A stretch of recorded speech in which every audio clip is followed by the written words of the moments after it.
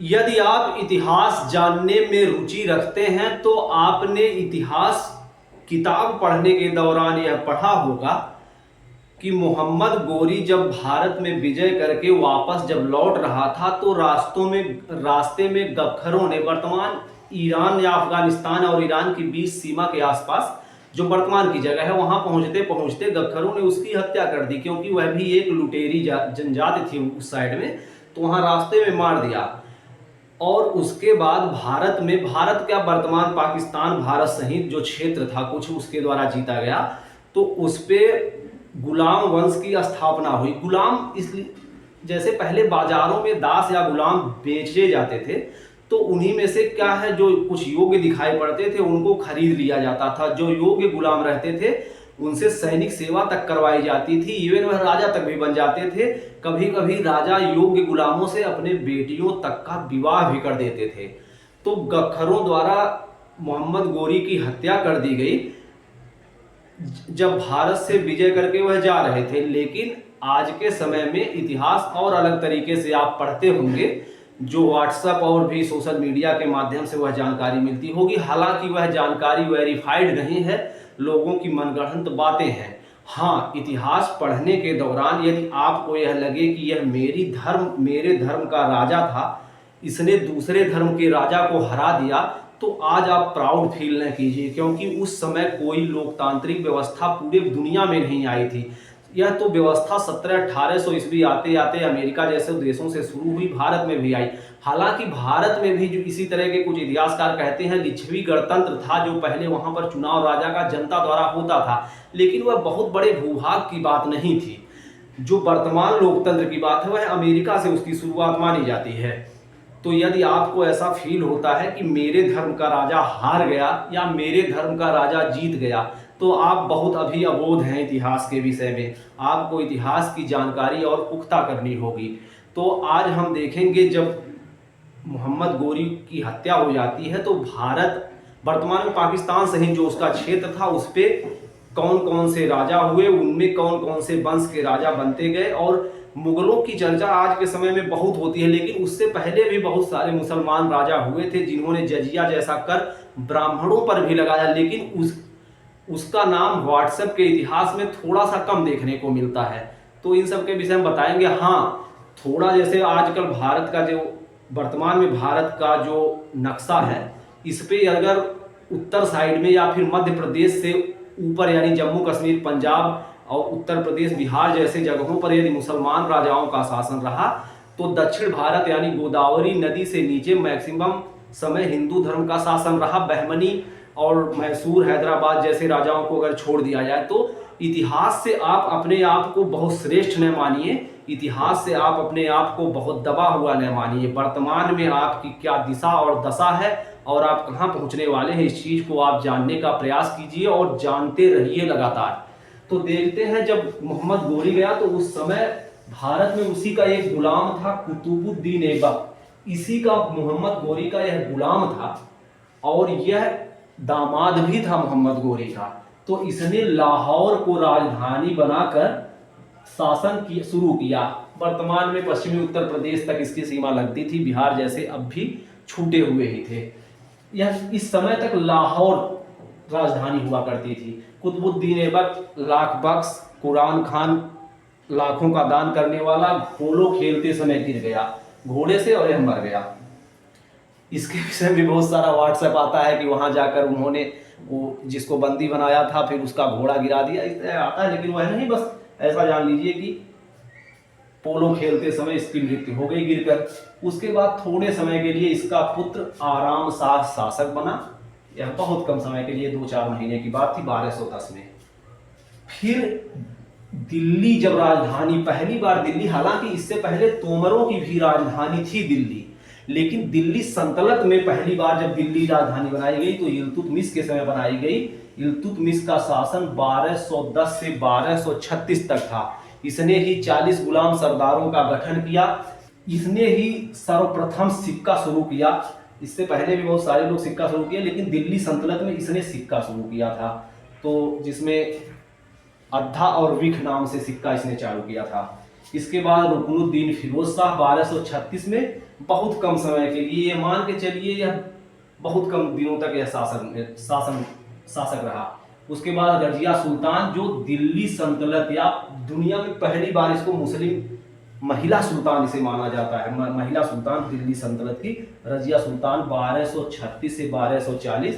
इसके विषय में बहुत सारी कहानियां हैं। जो अस्तबल का प्रधान सेवक था, उससे इसने शादी किया, अल्तुनिया का विद्रोह, फिर बाद में ठट्टा के पास इसकी हत्या कर दी गई। उसके बाद मुइजुद्दीन बहराम शाह 1240 से 1242 तक शासक बने। मुइजुद्दीन बहराम शाह के बाद अलाउद्दीन मसूद शाह 1242 से 1246। उसके बाद नसीरुद्दीन महमूद 1246 से 1266, एक 20 साल तक लगभग इसने शासन किया। इन सबके एक एक मतलब राजाओं के विषय में अगर थोड़ा बड़ी क्लास होगी तो एक राजा, नहीं तो अगर छोटी छोटी हो जाएगी तो 2-3 राजाओं के विषय में एक एक बार हम क्लास में बता देंगे, आपको पूरी तरह से उसकी जानकारी कंफर्म हो जाएगी। यह नसीरुद्दीन महमूद जो था, यह बलबन का दामाद था। गयासुद्दीन बलबन नसीरुद्दीन महमूद को राजा बना दिया और स्वयं इसका एक तरह से सेनापति बना रहा गयासुद्दीन बलबन। लेकिन बाद में गयासुद्दीन बलबन इसके बाद 1266 से 1287 तक खुद राजा बन गया। जो इल्तुतमिश ने 40 गुलाम सरदारों का संगठन बनाया था, जिसे चालीसा कहा जाता था, गयासुद्दीन बलबन ने उसे नष्ट कर दिया, चालीसा को नष्ट कर दिया। और भी बहुत सारे सैनिक सुधार किए, उसके विषय में भी यहाँ से पूछा जाता है। जैसे दीवाने अर्ज का गठन किसने किया, तो इसके द्वारा दीवाने अर्ज का गठन किया गया। मुइजुद्दीन कैकुबाद 1287 से 1290 तक। समुद्दीन क्यूमर्स, इसको बताते हैं यह 5 साल से कम का भी बच्चा था। यह राजा दिल्ली सल्तनत में बना था गुलाम वंश का। कुल मिलाकर यह 11वां शासक था, जिसने 84 वर्षों तक लगभग गुलाम वंश ने शासन किए। यह समुद्दीन क्यूमर्स 2-3 महीने शासक सिर्फ था। ओवरऑल 84 साल तक गुलाम वंश ने शासन किया। गुलाम वंश में 2 लोग गुलाम वंश से थे, कुतुबुद्दीन ऐबक आराम शाह, फिर उसके बाद गयासुद्दीन बलबन से लेकर समुद्दीन क्यूमर्स तक यह बलबनी राजवंश से थे, और इल्तुतमिश से लेकर नसीरुद्दीन महमूद तक यह शमसी राजवंश से थे। तो एक तरह से गुलाम वंश में भी इसकी शाखाएं हैं, जैसे गुलाम वंश, शमसी वंश, बलबनी वंश, यह है। इसके बाद क्या हुआ कि जलालुद्दीन फिरोज खिलजी, जो इन्हीं का सेनापति था समुद्दीन क्यूमर्स का, इनको उठा के नदी में फेंक दिया। यह बह गए, मर गए, बन गया खुद राजा। यह 70 साल का सबसे वृद्ध शासक पूरे भारतीय इतिहास में इसे बताते हैं। मतलब कि दिल्ली सल्तनत के समय में यह 70 साल की अवस्था में यह शासक बना था। तो इसकी नीति थोड़ा सा मतलब सभी राजाओं के प्रति थोड़ी सी ढुलमुल रहती थी खुद, क्योंकि ज़्यादा वृद्ध था। तो विश्वास इसको था अलाउद्दीन खिलजी पर। अलाउद्दीन खिलजी, यही जो इनका भतीजा था अलाउद्दीन खिलजी, और दामाद भी था। तो अलाउद्दीन खिलजी इनका भतीजा था। 5 शासकों ने, खिलजी के 5 शासकों में यह दूसरा था। 5 शासक कुल मिलाकर 30 वर्ष तक शासन किए। अलाउद्दीन खिलजी के समय ही यादव वंश देवगिरी में, मतलब दक्षिण भारत में देवगिरी, जो बाद में दौलताबाद नाम जिसका हो गया, देवगिरी के शासक रामचंद्र देव थे। ये लगभग 1300 ईस्वी के आसपास की बात है। फिर काकतीय, वारंगल में एक जगह है, वारंगल में काकतीय राजा थे, जिसमें प्रताप रुद्रदेव तृतीय। एक इस पे फिल्म भी है, आप इस फिल्म का पोस्टर देख सकते हैं कि एक फिल्म रानी रुद्रमा देवी बनी है। तो प्रताप रुद्रदेव, रानी रुद्रमा देवी, यही कहानी है। यही इन्होंने जो कोहिनूर हीरे की कहानी है, काकतीय जब मलिक काफूर जाता है वहां पर, तो ये सरेंडर करते हुए फिर वही कोहिनूर हीरा इनको मिल जाता है अलाउद्दीन खिलजी को। और एक होयसल राजवंश था, द्वार समुद्र इसकी राजधानी थी। वीर बल्लाल तृतीय वहां का राजा था। एक और राजा थे, पांड्य राजा, वह भी थे, वह भी दक्षिण भारत में ही थे। अलाउद्दीन खिलजी 1316 में मर जाता है। उसके बाद सिहाबुद्दीन उमर 35 दिन के लिए राजा एक बनते हैं, सिहाबुद्दीन उमर। उसके बाद कुतुबुद्दीन मुबारक खिलजी ने कहा कोई खलीफा वलीफा नहीं, मैं खुद खलीफा हूँ। यह सवाल बहुत बार पूछा गया है कि किसने कहा था खलीफा मैं खुद हूँ। मुबारक खिलजी, यही कुतुबुद्दीन मुबारक खिलजी। खुसरो शाह इसके बाद 1320 में शासक बने, कुछ समय तक इनका शासन रहा। उसके बाद इन्हीं के ही सेनापति थे गयासुद्दीन तुगलक, इनको मारकर 1320 से 1325 तक शासन किया। पहली बार दिल्ली सल्तनत के सुल्तान जिन्होंने नहर खुदवाई, नहर सबसे पहले गयासुद्दीन तुगलक ने, लेकिन सर्वाधिक नहर फिरोज शाह तुगलक द्वारा खुदवाई गई। उसके बाद फिरोज शाह, फिर देखेंगे कि 1320 से 1325 तक गयासुद्दीन तुगलक का शासन रहा। यही गयासुद्दीन तुगलक मर गए गाजीपुर में जब उनसे कहा हुमूज दिल्ली दूरस्थ। इन्होंने, एक संत थे जो फकीर थे दिल्ली में रहते थे, उनसे इन्होंने कहा कि दिल्ली खाली कर दो। और बंगाल में गयासुद्दीन तुगलक उस समय मौजूद थे, तो उन्होंने कहा दिल्ली अभी बहुत दूर है, आइए खाली करवा लीजिए। तो क्या हुआ, जगह वापस आते रहे कलकत्ता से दिल्ली जाने के क्रम में, तो गाजीपुर, उत्तर प्रदेश के गाजीपुर में क्या हुआ कि एक लकड़ी का महल बनवाया गया था। वह लकड़ी, चूंकि उस समय आज के समय जैसी टेक्नोलॉजी थी नहीं, तो लकड़ी का महल था। उसमें क्या हुआ, रात में महल गिर गया, गयासुद्दीन तुगलक उसमें दब के मर गए। कुछ लोगों ने कहा कि मोहम्मद बिन तुगलक ने ही इसकी जिम्मेदारी ली कि मैंने ही वह घर बनवाया था। हालांकि यह नहीं कहा कि मैंने इसे मरवा दिया है। कुछ लोगों ने कहा कि जो दिल्ली के फकीर थे उनके द्वारा यह षड्यंत्र रचा गया था, इसलिए रास्ते मर गए, क्योंकि उन्होंने कहा था दिल्ली अभी बहुत दूर है। और इसी समय फिर इसके बाद जब इनकी मृत्यु हो गई, मोहम्मद बिन तुगलक जो दूसरे सुल्तान बने या तुगलक वंश के, 1325 से 1351 तक राजा रहे। इन्हें ही पागल बादशाह भी कहा जाता है, पागल सुल्तान कहा जाता है, क्योंकि 4-5 इनके निर्णय ऐसे हुए जिनके विषय में हम आपको बताएंगे। जैसे दोआब में कर की वृद्धि हुई, एक जगह जब दूसरा एक प्रदेश था कोई अफगानिस्तान साइड में, वहाँ पर जब अशांति फैल गई तो उन्होंने अपनी सेना को भेज दिया। सेना को पहले ही वेतन दे दिया कि पैसा भी सब ले लो, जाओ वहाँ। लेकिन जब तक सेना वहाँ पहुँचती, वहाँ शांति स्थापित हो गई। सेना ने सारा पैसा, सेना ने कहा कि हम आने जाने में हमारा सारा पैसा खर्च होगा, वह भी इनका फेल हुआ। राजधानी दिल्ली से दौलताबाद ले गए, उसके बाद वहाँ भी जाकर उनकी राजधानी परिवर्तन भी उनका फेल हो गया, क्योंकि इतने लोगों को माइग्रेट करना पड़ा दिल्ली से दौलताबाद, रास्ते में आने जाने में ही बहुत सारे लोग मर गए। इसी बात को लेकर कहा गया, आज के समय में आप सुनते होंगे कि बात आती है कि तुगलकी फरमान जारी हुआ है। तो तुगलकी फरमान मोहम्मद बिन तुगलक का ही एक तरह से माना जा सकता है। तुगलकी फरमान, यही तुगलकी फरमान था कि मतलब दिल्ली से राजधानी दौलताबाद।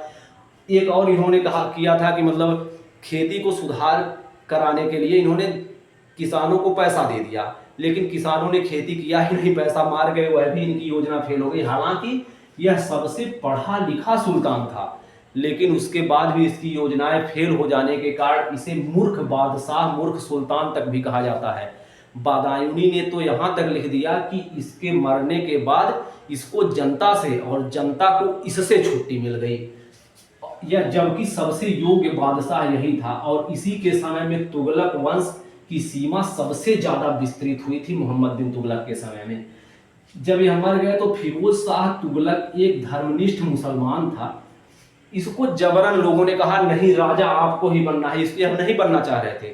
इन्होंने कहा राजा मैं नहीं बनूंगा, लेकिन जनता ने कहा नहीं राजा आप ही बनेंगे, क्योंकि आप संत टाइप के हैं। तो इन्होंने क्या किया, बिल्कुल इस्लामी शासन को अपना आधार बनाया। अब तक जो लोग हज करने जैसे जाते थे भारत पाकिस्तान सीमा से, तत्कालीन भारत पाकिस्तान की, मतलब जो आज के समय की है, उस समय वो पूरा एक ही में था। तो जो लोग जाते थे हज करने के लिए वह अपने पैसे से जाते थे, लेकिन इसने कहा नहीं राजा हम हैं, हमारे पैसे से लोग हज करने जाएंगे। तो हज करने के लिए पैसा इसने शुरू कराया। अब तक जो जजिया कर कभी भी ब्राह्मणों पर नहीं लगाया गया था, फिरोज शाह तुगलक ने ब्राह्मणों पर भी जजिया कर लगा दिया।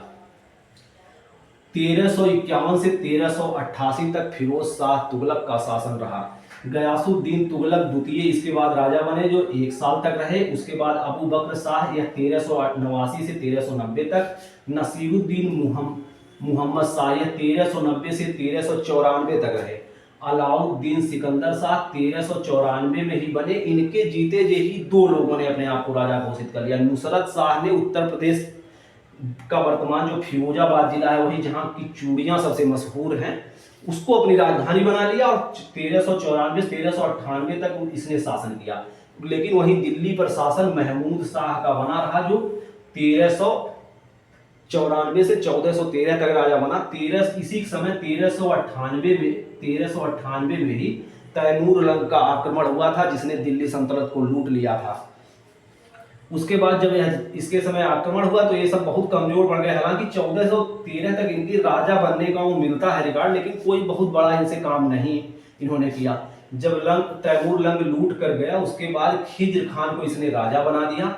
यह 1414 से 1421 तक राजा रहे।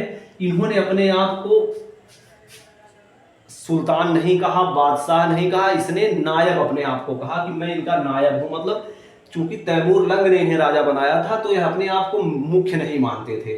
इसके बाद मुबारक शाह 1414 से 1421 से 1434 तक। इसके बाद मोहम्मद शाह 1434 से 1443 तक। अलाउद्दीन आलम शाह 1443 से 1451 तक। इनके 4 शासकों ने 37 साल तक शासन किया। इसके बाद फिर 1451 में बहलोल लोदी ने लोदी वंश की स्थापना की, जो 1451 से 1489 तक सुल्तान बना रहा। इसके बाद सिकंदर लोदी ने ही 1504 में आगरा शहर बसाया। तो इसके विषय में सवाल पूछता है कि सिकंदर लोदी, आगरा शहर किसने बसाया? सिकंदर लोदी ने। 1489 से 1517 तक राजा बना रहा। सिकंदरी नाम का एक नापने का पैमाना भी इसने चलाया था, गजे सिकंदरी। इसके बाद इब्राहिम लोदी, वही जो पानीपत के प्रथम युद्ध में मारे गए 1526 में, बाबर और इब्राहिम लोदी के बीच जो अप्रैल में पहला पानीपत का युद्ध हुआ, उसमें मारे गए। इतने सुल्तानों में यह पहला सुल्तान था जो युद्ध मैदान में ही मार दिया गया। युद्ध मैदान में अब तक इतने सुल्तानों में कोई मारा नहीं गया था, युद्ध मैदान में इब्राहिम लोदी मार दिया गया। यह हमने एक समग्र बता दिया कि मतलब दिल्ली सल्तनत जब सबसे पहले, मतलब इससे पहले भी महमूद गजनवी, मोहम्मद गोरी का जिक्र होता है, लेकिन उन्होंने लूटने का ज़्यादा प्रयास किया, यहाँ स्थापित नहीं हुए, इसलिए उनका जिक्र हम किसी और वीडियो में कर देंगे। आप इसको जोड़ लीजिएगा उसमें कि मतलब इससे पहले की हालांकि वह बात है। मोहम्मद कासिम ने 712 ईस्वी में एक बार सिंध जैसे क्षेत्रों पर आक्रमण किया था। पहली बार जब जजिया कर का जिक्र 712 ईस्वी में मोहम्मद कासिम द्वारा लगाया गया जजिया सिंध साइड में, तो वह भी एक है, लेकिन वो बहुत लंबा इतिहास नहीं है वहां से। तो यह आप देख लीजिए गुलाम वंश, फिर खिलजी, तुगलक, सैयद लोदी। कभी कभी यह वंश सजाने को भी कह देता है, जैसे 4 वंश का लिख देगा कि पूछेगा सबसे पहले कौन था, सबसे बाद में कौन था, पहले कौन था, दूसरे कौन था, तीसरे कौन था, तो इसको मैच करने के लिए भी आ जाता है। यह जो सैयद वंश के 4 सुल्तान हुए, यूपीपीएससी द्वारा जो समीक्षा अधिकारी की परीक्षा होती है, 2024 की समीक्षा अधिकारी परीक्षा में यह सवाल पूछा था कि इनका क्रम क्या है। ये चारों सुल्तानों का नाम दिया था, हालांकि वह पेपर मैं देने गया भी था, ये हमारा सवाल सही हो गया था फिलहाल, लेकिन मुझे पूरी तरह से याद नहीं था, बस एक अंदाज से ही मैंने इसको सही करने का प्रयास किया था, जबकि सही हो भी गया था। पेपर हालांकि रद्द हो गया, पेपर जो लगभग 22 सितंबर 2024 को करवाया जाएगा, तो फिर से देखा जाएगा। ऐसे ही इसमें गुलाम वंश में जो इल्तुतमिश के नीचे के जो कुछ बादशाह हैं, इसमें से ही आपको मैच करने के लिए कह सकता है, तो उस समय याद करना जरूरी है। बाकी तुगलक वंश ने जो सर्वाधिक समय तक शासन किया, यह भी पूछा गया है कि दिल्ली सल्तनत में सबसे कम सर्वाधिक शासन किसने किया? तुगलक वंश ने। सबसे कम किसने किया? तो सैयद वंश ने।